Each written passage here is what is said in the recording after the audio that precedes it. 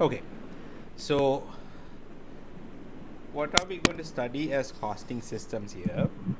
We give the raw materials and input for production, we do the production, we get the finished goods out. When we get the finished good out, at this point we have to do the costing, finding the cost of each unit, each batch, each product. So in this costing process there are different systems, different methods. That's what we are going to see. Product costing involves accumulating, classifying and assigning material, labor and factory overhead costs to products, jobs or services. In developing a costing system, management accountants need to make choices in three theories of costing methods. There are three theories we say. First one, cost measurement method to use in allocating cost to units manufactured. Cost measurement, let's see, we are going to see them in detail. There are 4 cost measurement systems: standard, normal, extended normal, actual costing. Second one, cost accumulation method. Third one, method to be used to allocate overhead, volume based to activity based. We will see one by one. Look here. Cost measurement systems used for allocating both direct manufacturing cost and indirect manufacturing cost in order to value the product. What are the direct manufacturing costs? Direct material, direct labor. Direct material, direct labor. What are the indirect material costs? That's like the factory overheads, factory like cleaning cost, machine running cost, electricity cost, factory manager's salary. All these are indirect production cost, indirect production cost. So regarding these, there are 4 methods: standard, normal, extended, actual. Don't worry, one by one we are going to see. A standard costing system. What is a standard costing system? We will have pre-planned figures. Pre-planned. If you take a product X. Okay. If you take a product, say product. Come on, why? Let's not write in the top. We'll write here. Okay. Product X. There will be a pre-plan as to how much is going to be the material. Standard, based on the standard. Standard means what? Expected. How much is going to be the direct labor? How much is going to be the production overhead, manufacturing overhead? All that is planned. You take the planned figures, find the cost of one unit. This is known as standard costing. See here, a standard cost system assigns standard or planned costs to units produced. So nothing actual is going to be taken here, nothing actual, all expected. Standard cost of producing one unit of output is based on the standard cost for one unit of each of the inputs required to produce. See, it's like this. I'll show you.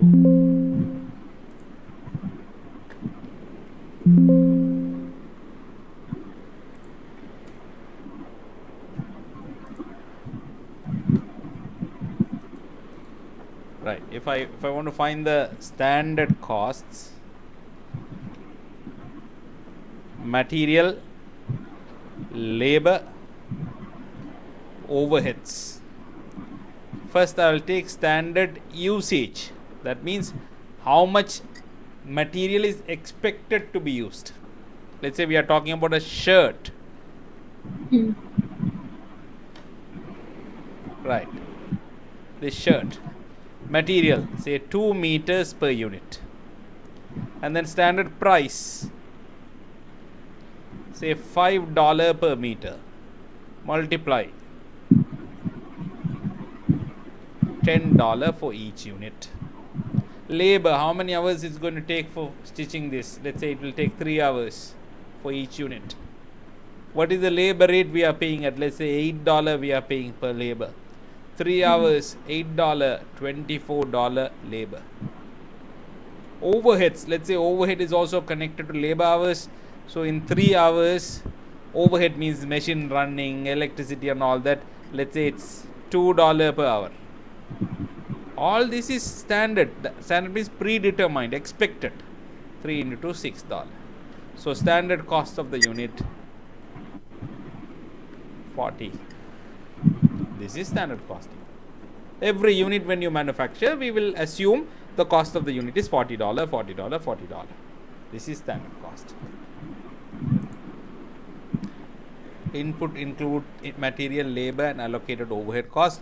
Standard cost is what the cost should be for that unit of output. That's what I say, pre-decided, predetermined.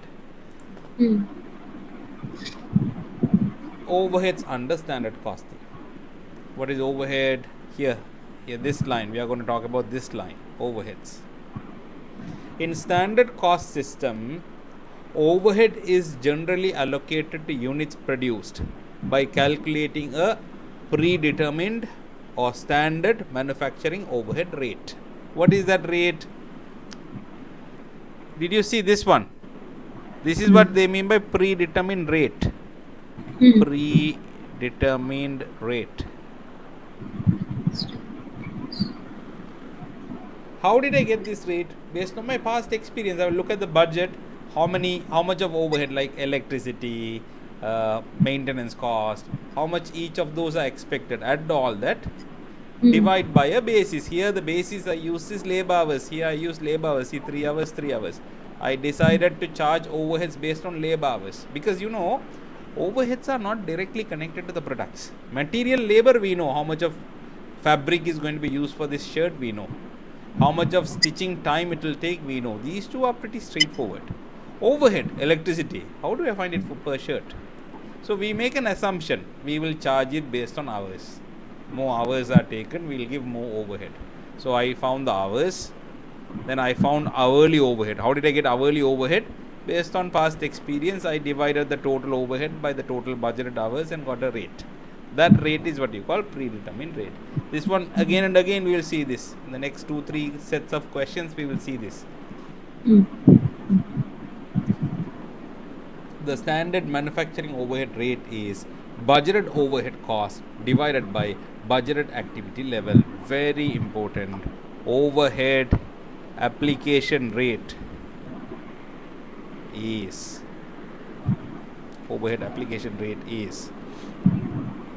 total budgeted overhead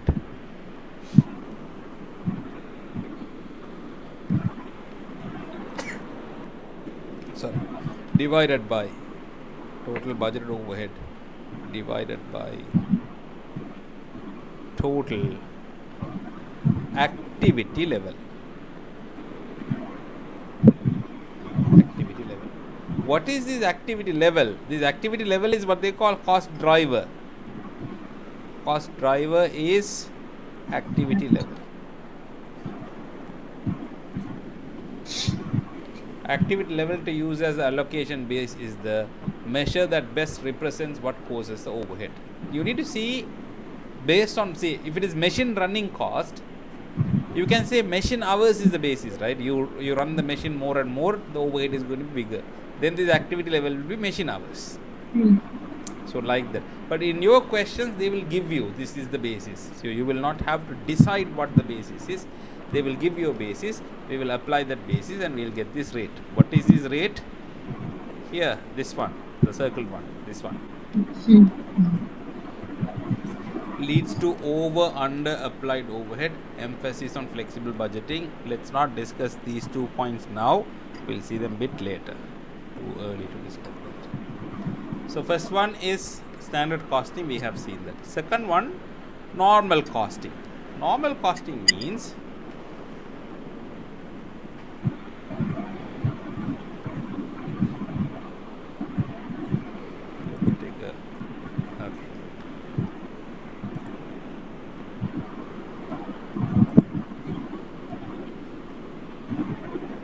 material, labor, overhead. We look at usage. Material, what you do, you find the actual usage, not the standard. We need to find out how much actual material was used for each shirt, say 2.2 meter per unit. Labor actual. Look here, the slide, where is it? Normal costing. Material and labor cost are applied at their actual rates multiplied by the actual amount of inputs. Amount of input means this one, usage. So 2.2 meter you have used. Labor, find out when the work is finished how much labor hours they have used for each unit. Say 3.1 hours they have used for each unit. Then the price, also actual. See, in the previous case, all was standard. Can you see standard? Standard means expected. This is standard, this is standard, this is standard, this is standard, this is standard, this is standard. All were based on plan. Now, if it is normal costing,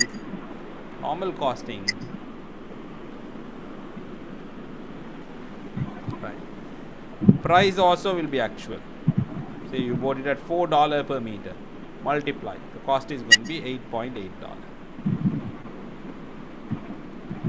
If this price is going to be labor, right? If you have paid $7 per hour, multiply 21.7. So actual, huh? These are actual. What about overheads? Look here. However, under normal costing, predetermined rate is multiplied by the actual amount of allocation base. Let me tell you. Here what we are going to use is the standard rate, not actual. Standard rate. So budgeted overhead divided by budgeted activity level. You get the rate here. Let's say the rate, how much was it I used last time? $2 per hour. $2 per hour. Multiplied by actual hours. Multiplying these two, you get 6.2 and you get the total cost. 14, 15, 36.7. So look at this. Material is fully actual. Actual usage, actual price. Labor is fully. Actual hours, actual rate. Overhead, you take the actual hours or actual basis, but the rate is going to be predetermined rate. This is called normal costing.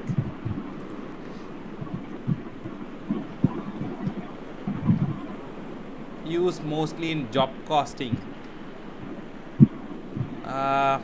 Job costing, what is job costing? There are certain businesses where each order is different. I'll tell you some examples. Example, a tailor. Each order is specific. A tailor. A car mechanic. See, each order they get is going to be different. They don't get the same order. Right? Even though two people go to a tailor and say they want a suit, they want a pant, the style, the size, the way of stitching could be different. So for each of them, they have to do costing separately. How much of material is required, how much of labor effort is required, it's going to be different. Mechanic. Each car might have different types of issues. So each person goes to the mechanic with different complaints. Accordingly, the mechanic has to do the work. Such cases are the ones we call job costing. So they are known as jobs, because the opposite of job is the mass manufacturing. Mass manufacturing, what do? We make one design and keep manufacturing a number of units. For example, pencils, pens, say some footwear, you make a design and keep manufacturing in that. Bags, mobile phones, car, all these are mass manufacturing. So where this is more useful, the one we studied now, normal costing, this is more useful in cases of job costing. That means when a car mechanic finishes one work, how does he find the cost of that work? Material on an actual basis, labor on an actual basis, overhead, he will have a rate. Hourly, how much overhead to charge, a predetermined rate will be there.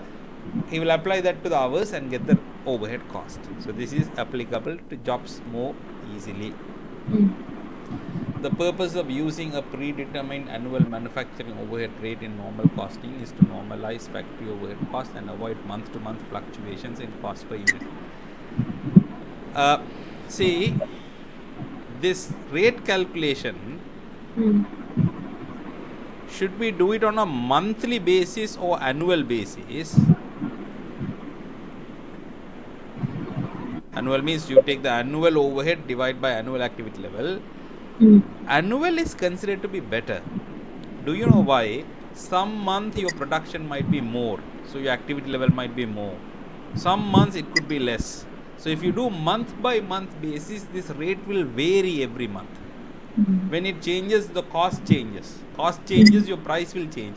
So it's not preferable. So what we do, we find the annual amount, annual overhead, annual number of hours, divide it and get a single rate that can be used for the entire year without varying.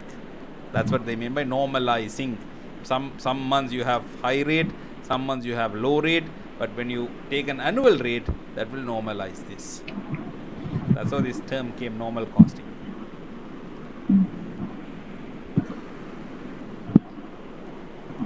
Extended normal costing. Let's see what is this extended normal costing. Cost of direct material and direct labor are applied to production by multiplying estimated or normal rates, not the actual rates, and the actual amount of direct input. Okay. What is this?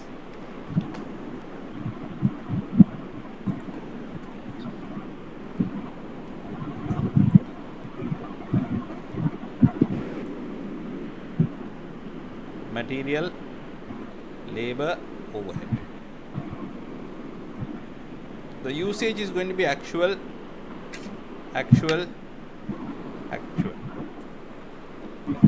That's the same way we had now also. Normal costing, what did we have?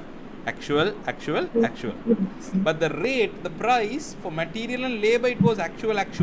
Only overhead we had the standard rate. But when they say extended normal costing,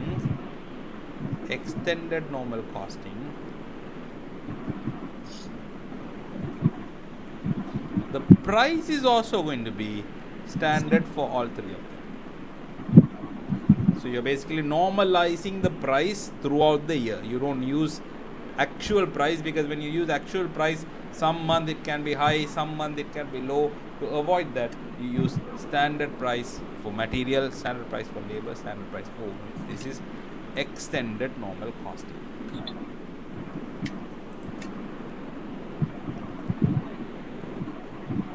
These costs for material, labor are applied to production by multiplying estimated or normal rates by the actual amount of direct inputs. Overhead is applied in the same way to normal costing. Would be most likely to be used in job order environment. So this is also most useful for job orders as well as service businesses like teaching, transport services, medical services. In those cases, it might be useful. For example, if you want to find what is the cost of a patient in a hospital, let's say you have done a surgery for a patient and you want to find the cost of it. So find out the actual amounts, like actual medicine given, actual hours of doctors, surgeons and all, multiply by their standard rates. You know per surgeon what's the standard rate, per a doctor what's the standard rate. Apply all those standard rates and get the total cost. That's why they say this can be useful in service business also. Last one, actual costing. Actual costing, everything is going to be actual. Everything is going to be actual.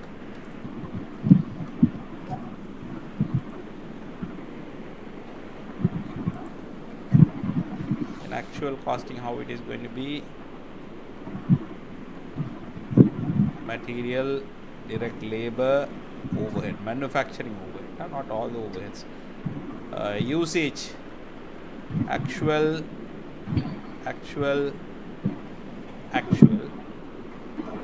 The price will also be actual.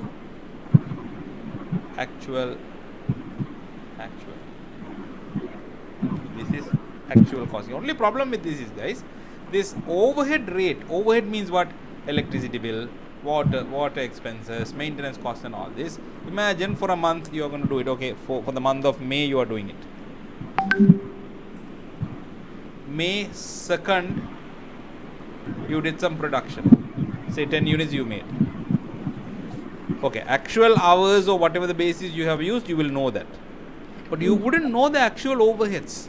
how much is the electricity for that day, you can't calculate. You have to wait until the month end to find the actual overhead cost. So that is the challenge. If you like whatever the production you do, to do the costing, wait until the last day. Wait until you collect all the bills. Then only you can do the costing of it, right? So this will be available at the end of period only. End of period. Why is that? You are talking about electricity cost, maintenance cost, fuel cost and all this. Some of them, fuel and all, you may get it on a daily basis, but most of the other expenses you have to wait until the period end. This is why actual costing is not preferred by many scenarios. Let's see here.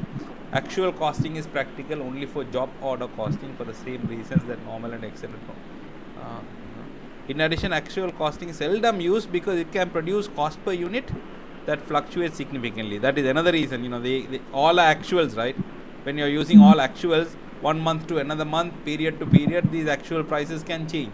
So same product, total cost is going to keep on changing.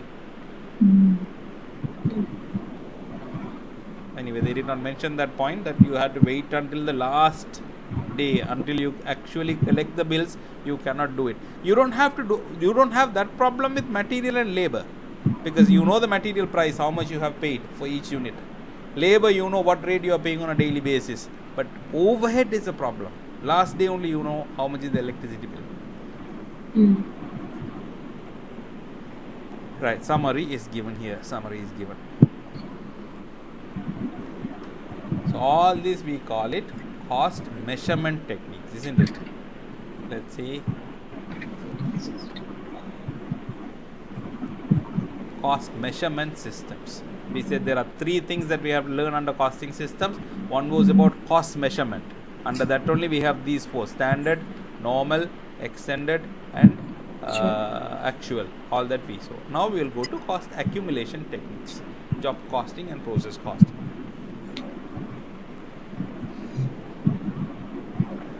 Which I already explained. Job costing just now I explained. What is it? Each case is different.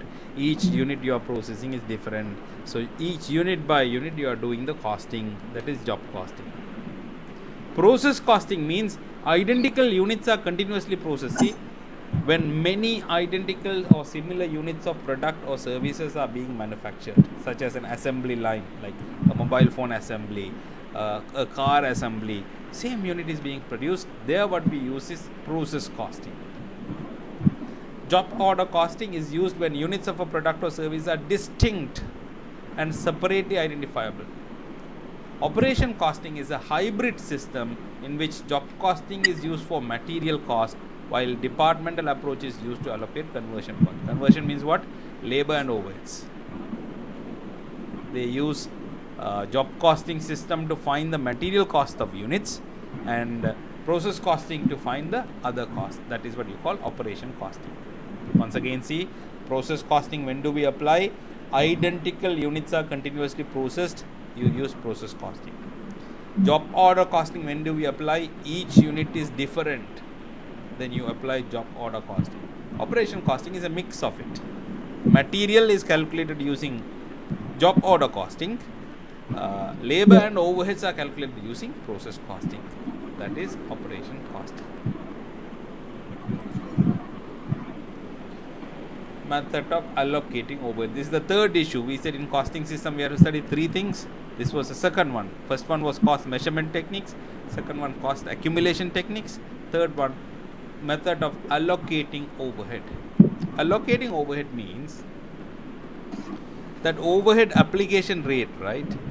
One option you have, if it is volume based, what do? You take total overhead, divide by total basis, total activity level.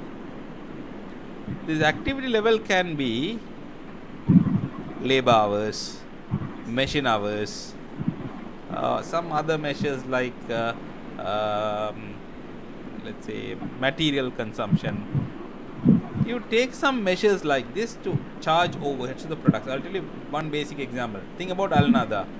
Alnada, if I have to charge the overheads, let's say electricity cost of Alnada, electricity, rent, staff salary, all this I have to charge to the products, right? Products means what? Batches. We have a CMA batch, ACCA, several batches are there. For each batch I charge. So what I will do, I will take total overhead of another, divide by total lecture hours in a month. Total lecture hours in a month. You get a rate, right? Let's say this rate comes as $100 per hour. Then I would say on average overheads per hour we get $100. Now take your CMA batch. CMA batch, if I am going to teach for 70 hours, 70 into 100, $7,000 of overhead should be allocated to the CMA batch. Take an ACCA batch, ACCA one of the subjects, 50 hours, 5,000 will be charged to that. This is called volume based approach. Okay, volume based approach, because this basis I am using here, lecture hours. If I have more and more products, then the number of hours will be more. In the case of production companies, if you make more and more units, these measures are going to increase, machine hours, labor hours. This is volume based approach. Right. What is activity based approach?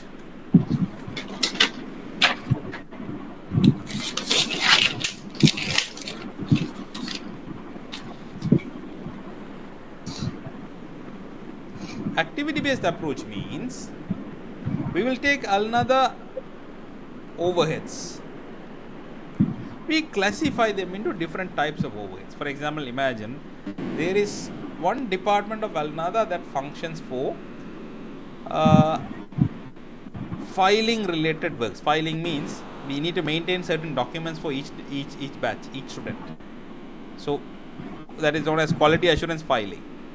There is another department that works to do all the MOL and thumbkin related works, and maybe others I can say general like the electricity and all that. So these guys, quality assurance related work, if there are more students, their work is more, because for each student they have to prepare a lot of documents and file it. So their overhead, what I will do, I will take the total overhead, divide by total number of students, find a rate and apply it. Whereas MOL and thumbkin related work, that doesn't depend on the number of students. That depends on number of claims we make. Every claim we get from thumbkin, there is a lot of documentation, so people have to work on it. So this I would say number of claims. Some batches we don't have any claims at all. Why? All are expat students. There is no thumbkin claim for us. So this department's cost, let's say 2 employees are working from here, working for this work, their cost need not be allocated for that batch because they didn't have any thumbkin claims. General may be based on hours. So this way, if I classify the overheads into different activities, quality assurance related overhead, MOL related, Ministry of Labor related overhead, general overhead, dividing like that and dealing with each of them separately is what you call activity based approach. In the previous approach we didn't do that, right? We took all the overheads together, see, all the overheads together, and we used a common basis for that, common activity level. Here I divide the overhead into different categories, and accordingly I am dealing it. This is activity based approach. So methods of allocating, either we can take a volume based approach or activity based approach. Volume based methods also called as traditional method. It's based on a cost driver that is volume based. That means if you have more units, the measure will be more. Look at the measures I have given you: labor hours, machine hours. So they are all volume related measures. Here activity based, I'll show you one production environment example. In the production environment, the activity, the common activities we get: machine running,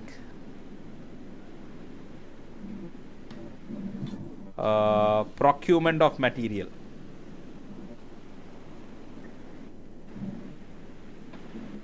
delivery of goods, quality checking. Likewise, you will have multiple activities that gives you overhead.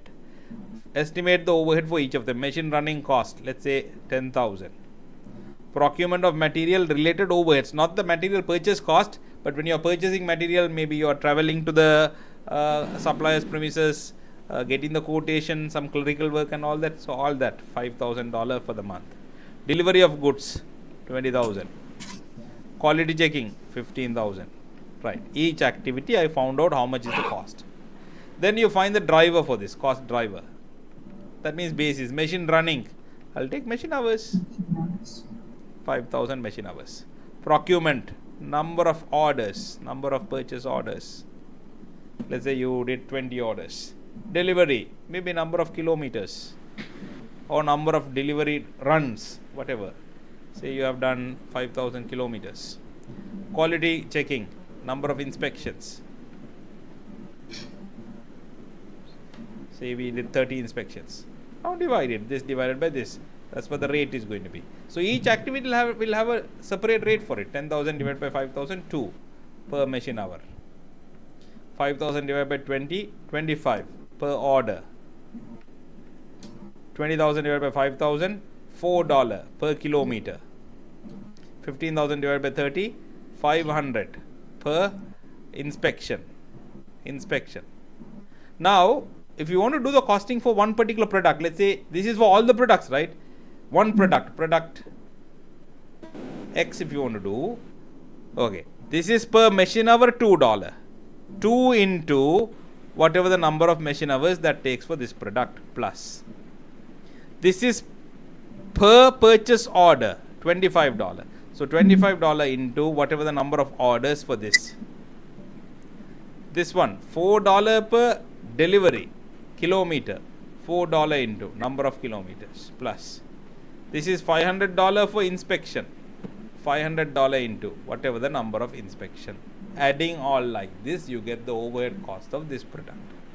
See the process once again. Activity by activity, you did this work.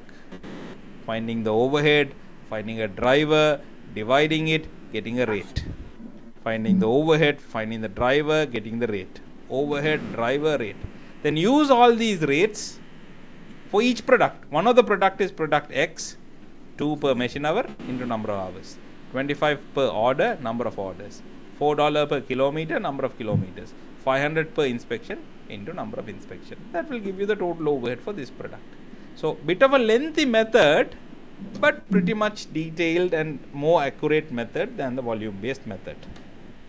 If it is volume based method, you are not going to do all this. You will add all these overheads together. 40, 50,000 is there. Simply 50,000 will be divided by something, machine hours, labor hours, one measure. You get a rate and you apply. So that is volume based measure. This is activity based measure. You can read this, whatever I have explained will be there. Now let's go and see the question. Costing systems, there are only 8 questions. Let's see them now.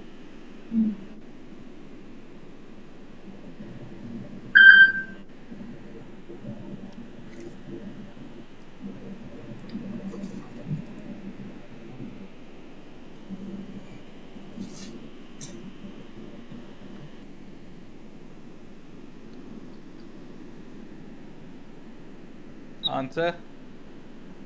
D. D.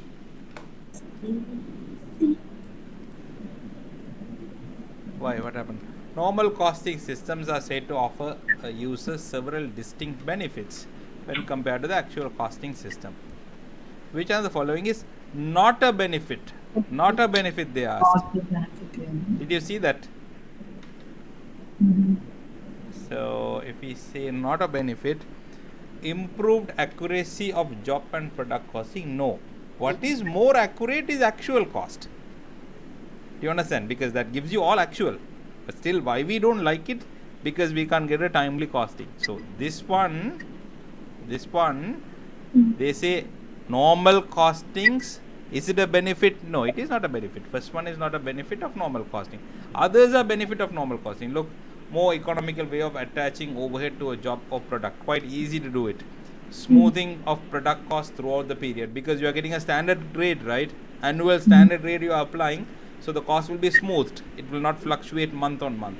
more timely costing of jobs and products. Of course, if you are going to use actual method, you have to wait until the end of periods to get the actual cost. So these three, these three are advantages of normal costing compared to actual costing, whereas first one is not.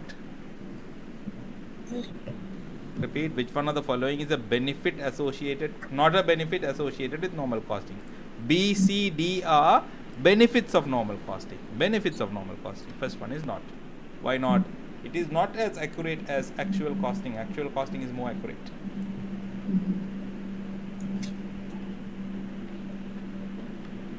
Again, except is there, careful. Use of standard cost system can include all of the following advantages except that.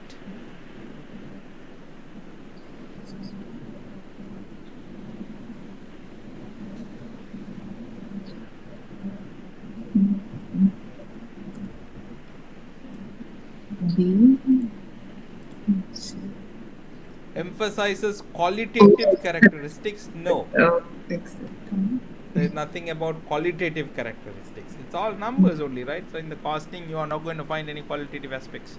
So that is the other problem. When you charge, when you put standard cost as your targets, employees might compromise on the quality just because you want to achieve those cost targets. Yes. Try this one. Numbers, calculations there. Is it C? Which one? C. Let me see. A company budgeted.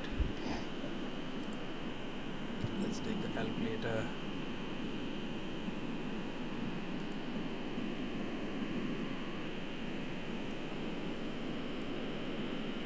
A company's budget indicated it should produce 11,000 units of finished goods using 22,000 hours of labor at a cost of 20 per hour.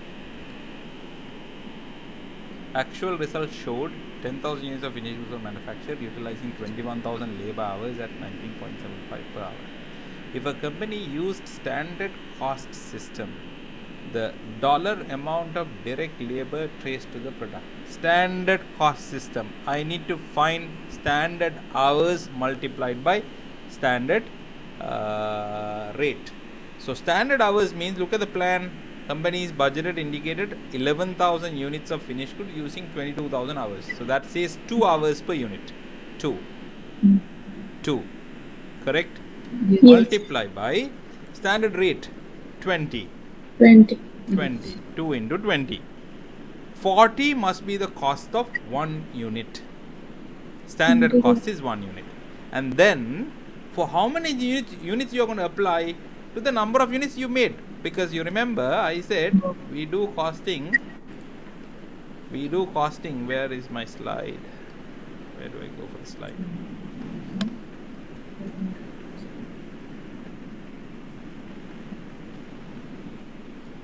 Today when I started, I was telling, look, when the production finishes, for each unit you are doing the production costing. So now you found out the cost to be $40 per unit. So when every unit comes out, you allocate 40. How many units came out? 10,000 units came out. So the production cost for the year is going to be, see, dollar amount of direct labor traced to the units manufactured. Units manufactured, which is 10,000 into 40, 400,000 will be the answer. Is that clear? Okay. So first find on a per unit basis, apply these concepts. Which concepts? See, whether it is normal costing. See, I applied per unit. Look here. Per unit. Per meter. Multiply. So $8.8 per unit. Per unit. This you multiply by the number of units produced.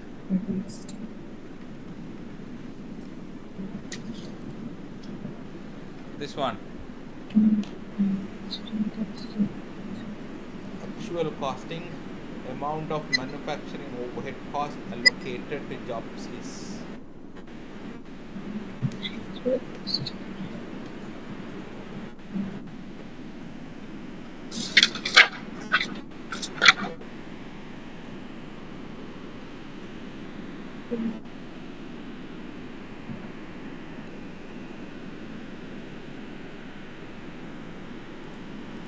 240,000. 240 itself, no, because actual costing. Hmm. So you will not look at any of the estimated figures. If you want hours and rate, you will divide these two and get the rate. Look here. Where do I write? Okay, let me. If you want to get the rate, what would be the rate here? You are doing actual costing. So what we'll do, 240,000 divided by 50,000. Actual. You divide these two and get the rate, 4.8. Hmm. So actual hours 50,000, actual rate 4.8. Again you multiply, you get 240. Hmm.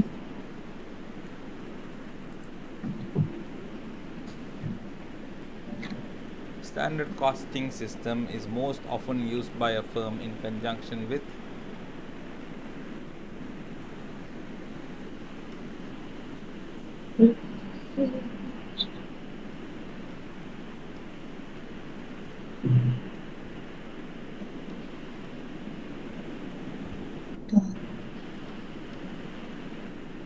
here we have this point, emphasis on flexible budgeting. Flexible budgeting.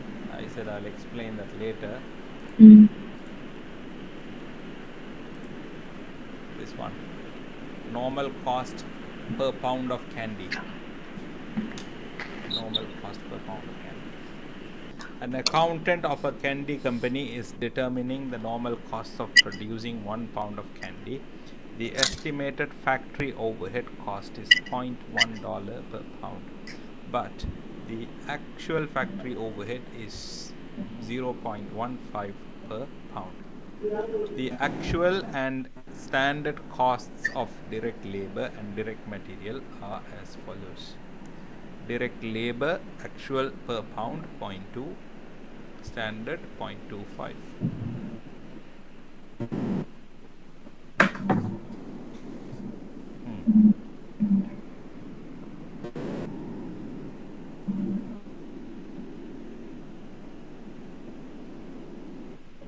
Okay, so normal costing, we have to take material and labor on the actual basis. 0.2, 0.1, Hmm. 0.3. Then overhead we will take on the standard basis. That is 0.1. that is okay. 40. 0.1. So 0.2, 0.1, 0.1. Is it 0.4? Hmm. Yeah. Material, material labor, actual. This one standard. Hmm. A specialty instrument manufacturer is in the process of establishing a cost system. Company produces machines for customers that are unique and distinctive.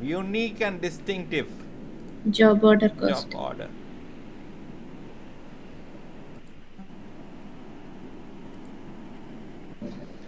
From the following budgeted data, calculate the budgeted indirect cost rate that would be used in normal costing system. In normal costing system, indirect cost means overhead. Overhead rate must be standard rate. Standard rate is what? Budgeted overhead divided by budgeted activity level. How much is the budgeted overhead we have here? This is direct cost. Total indirect labor related cost, total indirect non-labor related cost. So these two are overheads. 12. 5 and 7, 12 million. Divide by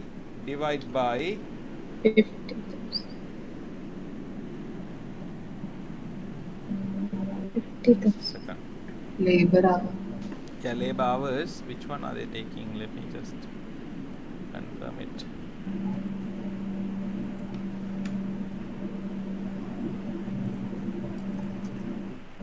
Yeah. Let me go back to the slides and explain this to you. Yeah, okay, we are on the right slide. Total budgeted overhead divided by total activity level. This activity level must be volume driven activity level. Like when you make more units, the basis should increase. So it can be direct labor hours or machine hours, like that. So here we have two types of hours: direct labor hours, indirect labor hours. Indirect labor hours means accountant's time, CEO's time, Such times are not included, not a base, because they are not volume based. Only direct labor hours are considered as the basis. That's why I took both overheads. Total overhead of 12 million, I divided by 250,000 labor hours. Is that clear? Yes.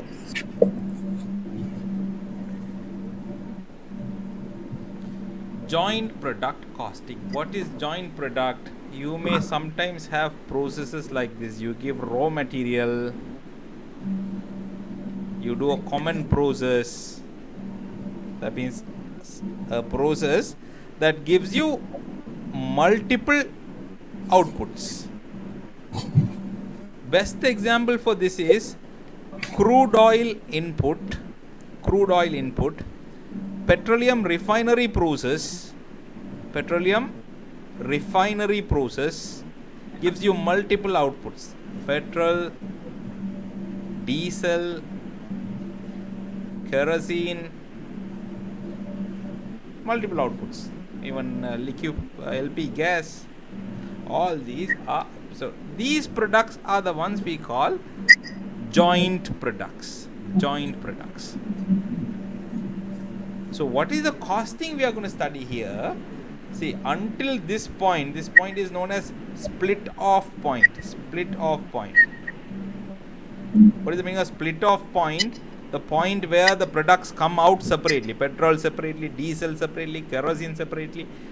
The point where we identify those products separately is known as split off point. Before the split off point, all these costs, I will call them common costs. Why? It's just one input, it's just one process. So all these common costs, I need to find out how to allocate to each product separately. How much should be given to this product? How much should be given to this product? This is what we are going to study as joint product costing. How to allocate the common costs among the joint products. Joint products are two or more products that are produced sharing the same production process up to what is called the split off point. I already explained. The joint costs that are incurred prior to the split off point need to be allocated between or among the joint products. 4 methods we are going to study here: relative sales value at split off, estimated net realizable value, physical unit method, constant gross profit percentage method. Let me take an example and explain. I don't think they have example here. Oh, we have one. Let me see this. Oh, come on, I'm lazy to read what they have. You read it. I will give you one example from my side.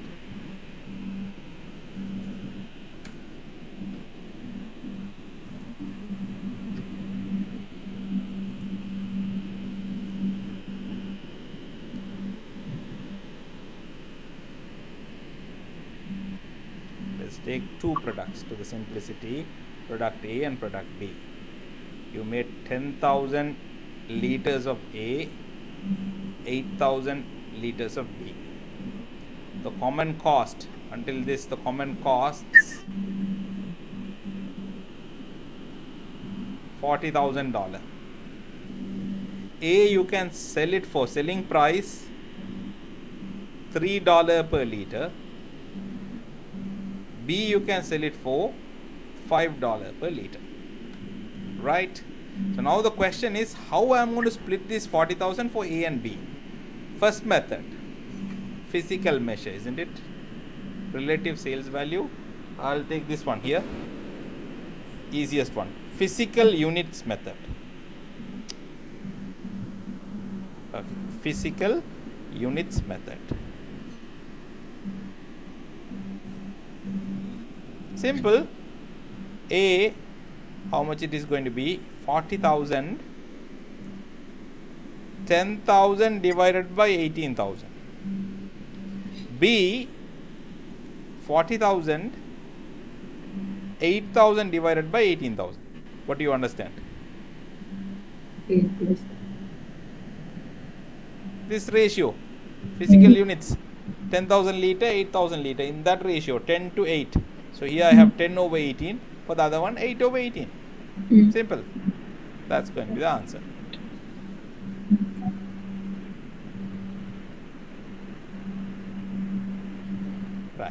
This is physical units method.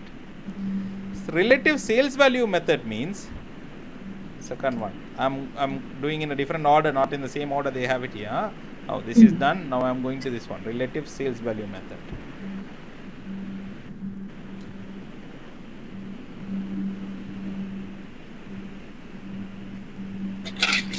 A and B, find the sales value at split off point. Sales value 10,000 into 5.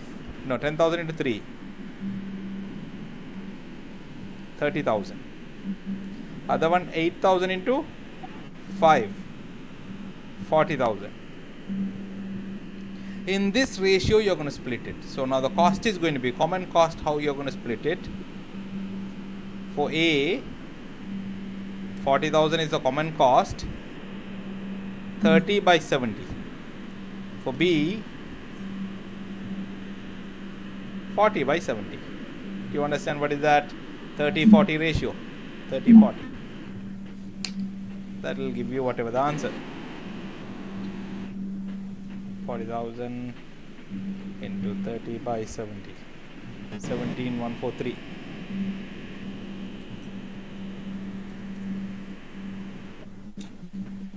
This will be 22,857 balance. Right, this is the second method. Relative sales value. Straightforward questions you will get. They will give you information like this and they will ask, apply the relative sales value method and find out how much of common cost is allocated for A, how much is allocated to B. Questions like that. Then constant gross profit margin method. Let me explain this one now. Constant gross profit margin, because for this one I need a different example, not with this example. So let me finish the other methods and then we'll go to NRV method.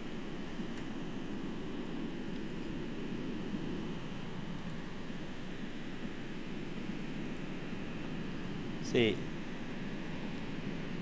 constant, what's that? Gross margin method.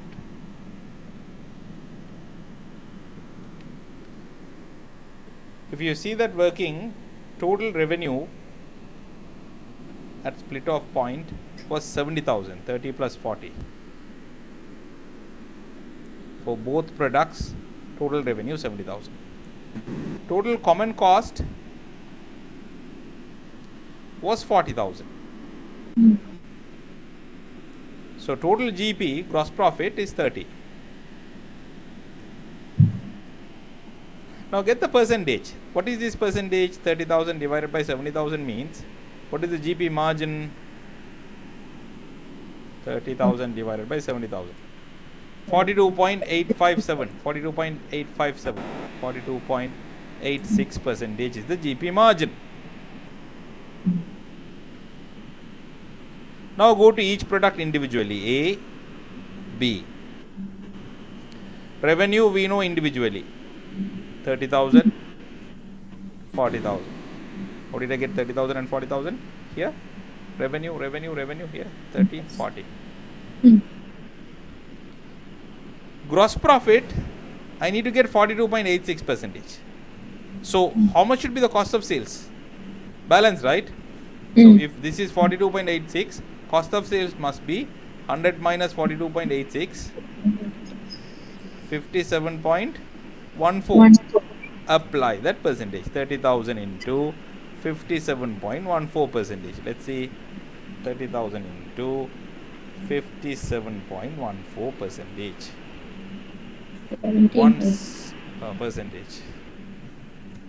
17142.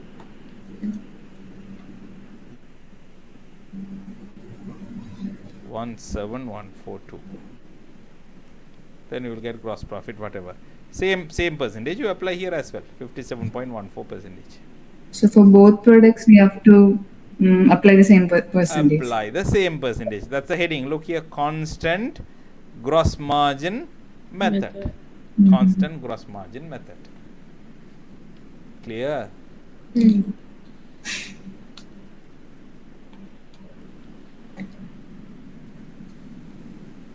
Look here, allocates the joint cost so that all the joint products will have the same gross margin percentage.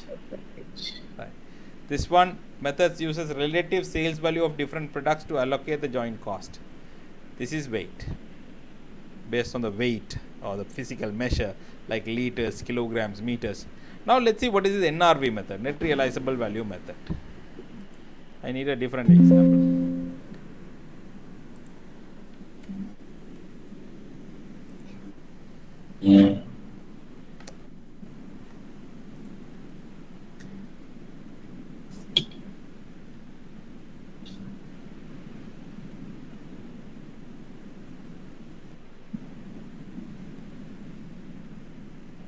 See what happens here, you get A 5000 liter, B 6000 liter, but you are not able to sell them at this point. You are further processing. This is FP, further processing, and then only you are able to sell this. When you are selling this, here you are selling at $10 per liter. You are selling for say $15 per liter. Further processing will have a cost, right? Let's say cost is $10,000 for this. This one $15,000. Not 15. Let's say $20,000. And the common cost. $60,000. Not 60. Let's say 40. Okay. Now look at this. I'm going to calculate NRV, net realizable value for A and B. NRV, net realizable value. How? A, finally you are selling for a value of 5,000 into 10. But it has a cost of 10,000 in its way. Minus 10,000. So final revenue minus whatever the cost you have before that. That is what you call net realizable value. So that is 40,000. Let's change this 40 then. Let's make it 60. Okay. B's NRV is 6,000 into 15 minus 20,000. So this is 90 minus 20, 70,000. Right. In this proportion, we will split this 60,000. So common cost is going to be 60,000 40 by 110. 60,000 70 by 110. Do you understand what is 40, 70? 40, Yeah. Yes. 70 in that proportion. This is called net realizable value method. All these they are explaining here.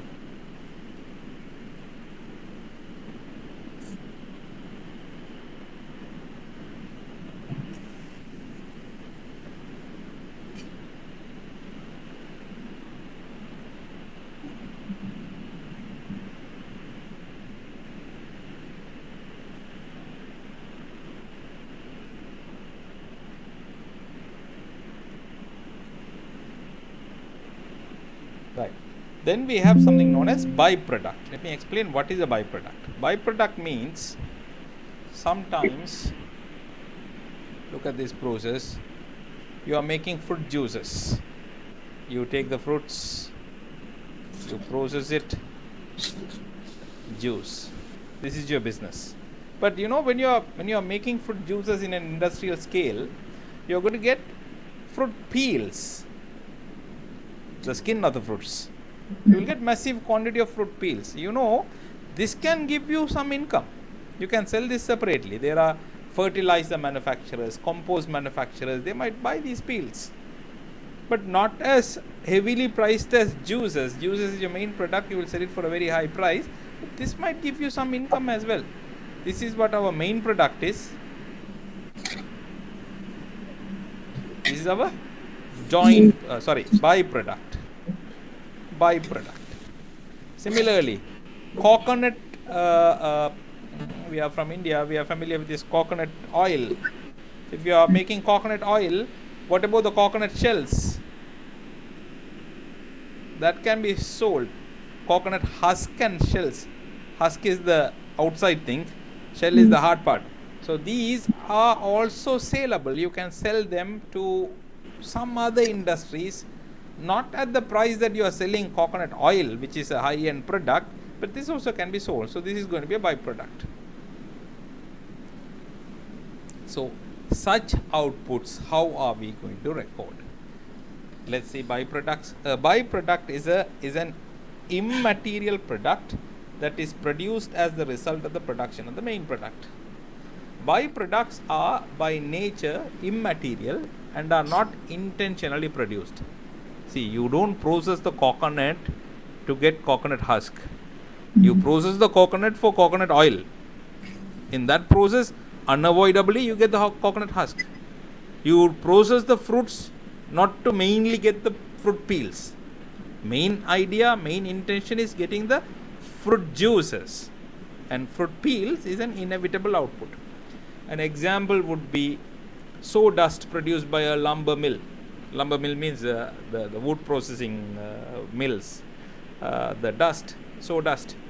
One use of sawdust is to bond it with resins and mold it into furniture parts, containers and various other products. Companies that manufacture those products buy the sawdust from the lumber mill. Yes, so that's an example of byproduct. Accounting for byproducts. See, byproducts are usually sold generating some amount of revenue, usually not so significant, some amount of revenue. There are two ways to account for byproducts. One is known as production method, one is known as sales method. Let's see one by one. Production method.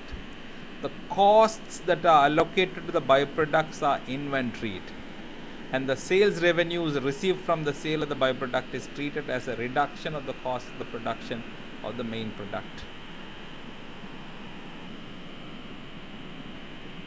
Look here, byproducts are inventoried in a separate inventory account at the estimated NRV. Inventory cost allocated to the main product. Joint products are reduced by the NRV.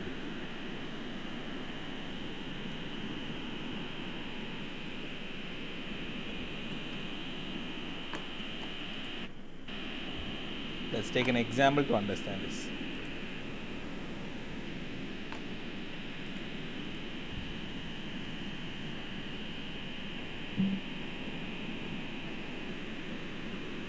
Main product, 10,000 units. Byproduct, say 5,000 units. This 5,000 units you can sell each for $0.5 per unit. That is the net realizable value to you. And then your common cost, other costs, say $25,000. So what product method says, show this also as a separate inventory, both of them as separate inventories. Once the product is finished, you will have two types of inventory: main product inventory, main inventory, and byproduct inventory. Byproduct inventory, how much value you are going to show? Whatever the realizable value. So 5,000 into 0.5, 2,500 will be the value of this inventory. Finished good inventory of byproduct, only 2,500. How do you get this 2,500? Realizable value. That is 5,000 units of inventory you have, $0.5. Whenever you are selling this inventory, you will get the cash. So when it is sold, when sold, debit cash, credit inventory. This will be finished. This will be cancelled off. Then main inventory, look, the total cost was 25,000, right? You will reduce this 2,500. This income you can reduce it, and you will show the cost of the main inventory as 22,500. If byproduct was not there, all 25,000 would have been charged to the main product. These units will have a cost of 25,000.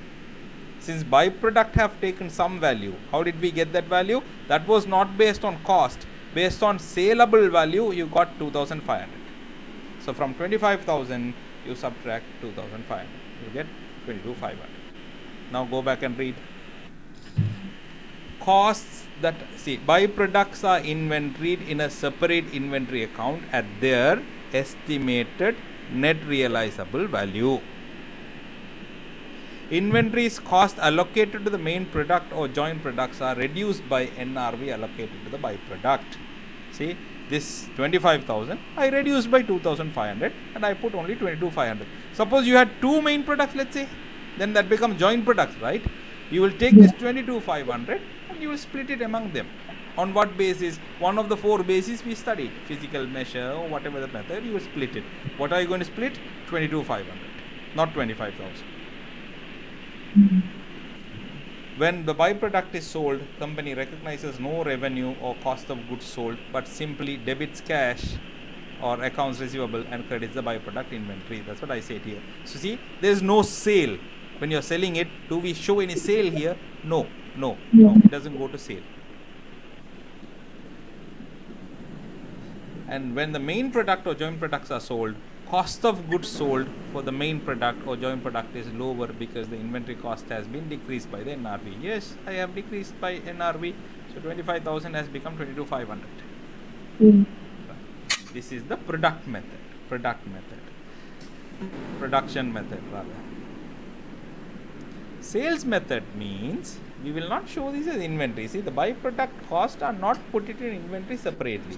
So you are in that same example, sales method if I apply, you will have only the main product inventory, no buy inventory, no byproduct inventory.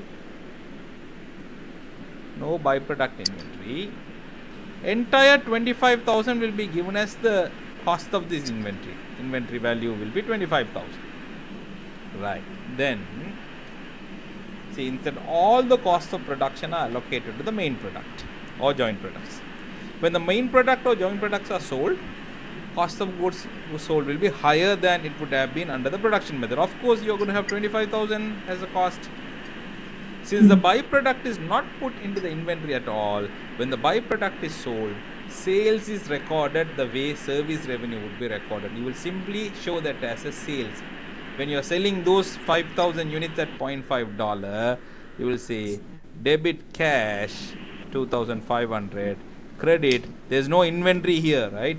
Credit sales 2,500, like a sale of a service, because non-inventoried item is being sold. So how do we record the sale? Debit cash, credit sales. So sales will increase by 2,500. When the byproduct is sold, the sales is recorded the way service revenue would be recorded, with no associated cost of goods sold. Company debits cash or accounts receivable and credits revenue for the amount of sale.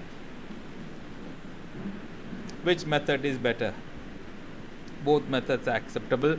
The production method, where the byproduct is inventoried at the time of production, is conceptually correct. Which one? Production method is conceptually correct because it is consistent with the matching principle. What is matching principle? Cost and revenue being matched.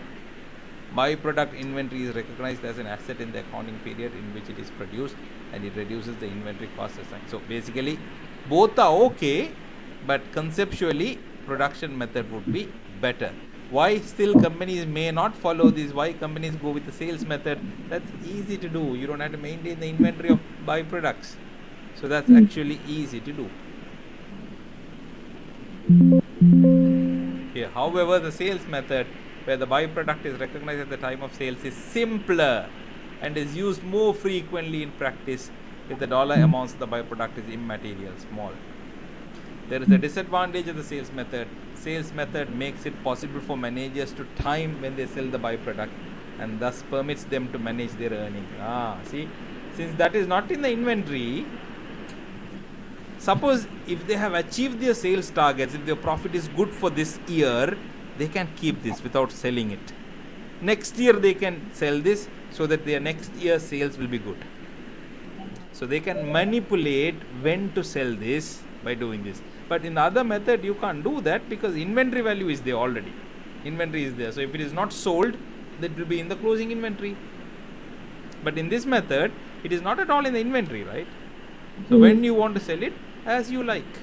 So that is one disadvantage, because managers might use these byproducts to manipulate the profits. However, immaterial, small amount, because byproducts don't have high value. The sales method makes it possible for managers to time when they sell the byproducts and thus permits them to manage their earnings. Manage their earnings means basically manipulating, manage their earnings. A manager could store the byproducts for a period of time and sell them to increase revenues and profits during a time when sales and profits from the main product or joint products are low. When your actual performance is low, when your main product is not moving much, in that period you may sell this byproduct and show a better profit. This is byproduct and joint product. Let's go and see the questions now.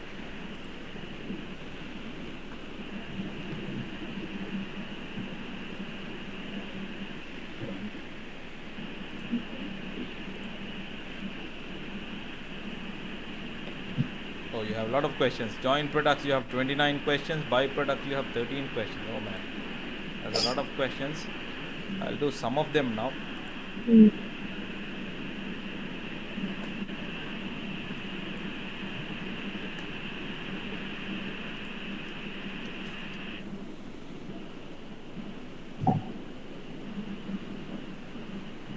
That's a lot to read. We'll find something. Okay, this is better. A company processes raw material into F1, F2, F3. Each ton of raw material produces 5 units of F1, 2 units of F2 and 3 units of F3. Joint processing cost to the split off point are $15 per ton. Further processing results in the following per unit figures. If joint costs are allocated based on NRV. Okay. NRV.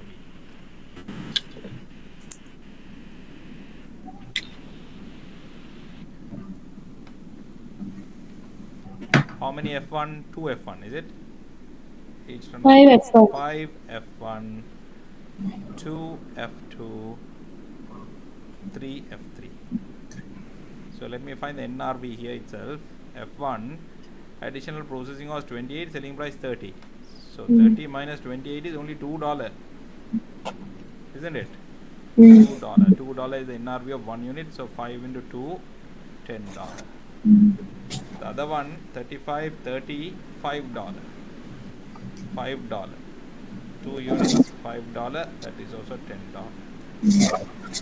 Next one, 35, 25, $10. 3 units. Oh, first I'm putting the units, is it? 3 units, $10, 30. So those are the NRVs. Cost is $15 per ton. Each ton, this is per ton only I'm doing it. $15 is the total cost. So that common cost allocated will be common cost 15 multiplied by 10 over 50. That itself is enough. They are asking only for F1. 10 over 50. What is 50? 10, 10, 30. That's 50. 3. That's $3. This also will be 3. The other one will be $9. Let's see. So they're asking what proportion of joint cost will be allocated. Not even cost. Not even this they're asking. What proportion? So you don't even have to do this. Proportion means 10 over 50. That's 20%. Here also 10 over 50. 20%. This will be 30 over 50. They didn't ask all that. I'm just doing it. So this is what they asked. 20%. 20%.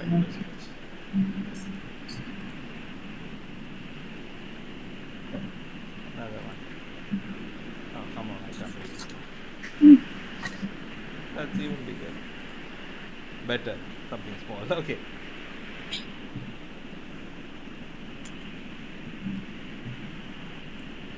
Cillian company manufactures 2 skincare lotions, liquid skin and silken skin, out of a joint process. Joint costs incurred $420,000 for a standard production run that generates 180,000 gallons of liquid skin and 120,000 gallons of silken skin.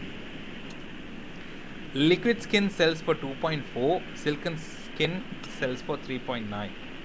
If no additional costs are incurred after the split off point, the amount of joint cost for each production run allocated to silken on a physical unit basis. Okay.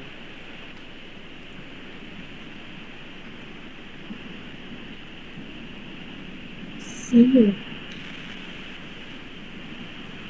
Liquid skin and silken skin. Physical measure 180,000 gallons and 120,000 gallons quantity. So on this basis only you're going to split this. How much is the total cost? 420,000. You're asking for silken. Are you both in the same location or separate locations? Separate. Okay. One. Is it 168? Yeah.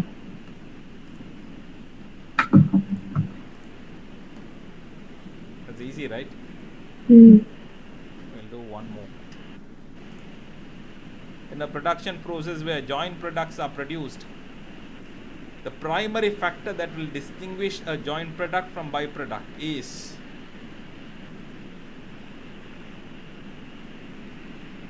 I think the sales value, Face value. Total. because byproducts will have relatively low value. Mm. A company manufactures several products that originate in a joint process and are separated at a split-off point. Which one of the following methods of joint cost allocation would allocate the same unit cost to each separable product? Constant growth. Same unit cost.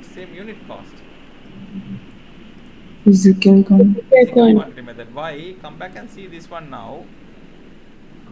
See, you are taking 420,000 and dividing by what? Dividing by 300,000 units. What is 300,000? Total production. Mm. So this gives you per unit cost 1.4. Then here you are going to apply 1.4 into 180.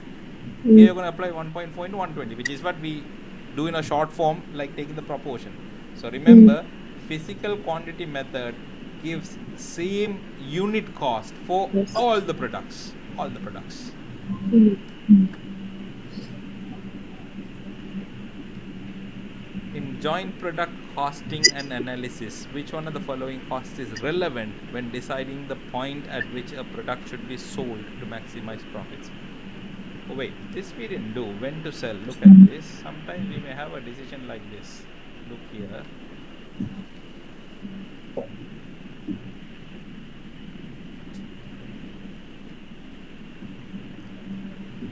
This product X, you can sell here for $3, or you can further process and sell here for $4. 10,000 liters you have. 10,000 liters. Further processing cost is, you have a fixed cost of 5,000 and variable cost of $0.4 per liter. Now my question is, do you think it's better to sell here or here? Let's say this is X, this is XX. Which is better? How do we decide this? I'll show you the process. The cost is. Find out from compared to this point, how much extra revenue we are going to get, additional revenue by further processing. Additional revenue. How do you find that? Find the revenue here, 10,000 into 4. Find the revenue here, 10,000 into 3. 40,000, 30,000, 10,000. Find the cost, additional cost. What I mean by additional cost is, instead of selling it here, by going here, how much of extra cost you have? This one. Additional cost. 5,000 fixed cost. 0.4 into 10,000. 9,000. Which is better? Look here. By further processing, you are getting a profit. $1,000 profit, which means better to sell it as XX. This is better. Don't sell it here itself. Instead of selling it here, if you move here, you get $1,000 extra profit. So that's how you check. See, in this process, in this calculation, what happened before this is not relevant. How much was the common cost? How I allocated the common cost among the products? All that is not relevant. What is relevant to me? The revenue at split off point. revenue at this point, the further processing cost. These are the three items that's relevant. Revenue here, cost of further processing. Now go back and see the question. In joint product costing and analysis, which one of the following cost is relevant when deciding the point at which a product should be sold? Separable cost. Separable cost after the split off point. That's what I call as further processing cost. The processing cost.